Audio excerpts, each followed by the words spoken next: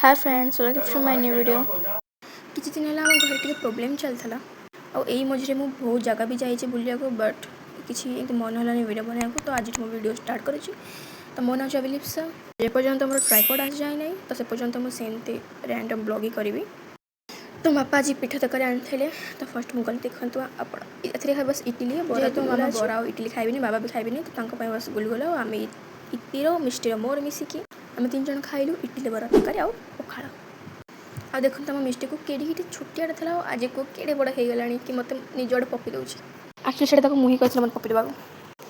तो आज आम घर होता कखारू डंक राई तो मामा मत देला कि यहाँ को मिक्स करदे कला बेल को मोर मन ही नाला ये मिष्टी इतने हरामी पिला से मिक्सर बटन को 5 रे आगुरी ही रखीला जमी मु ऑन कली जहाँ हाथ रखी आउ ये जाणी शुणी माइला कारण से गोटे बहुत वियर्ड वर्ड कहला।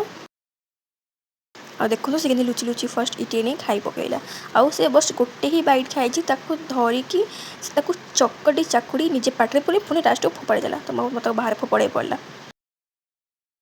ए पिला को सतरे किसी भी केबे भी देवा कथा नुह आउ भी शांति खाइली टीवी देखी सिंचन देखी खाइली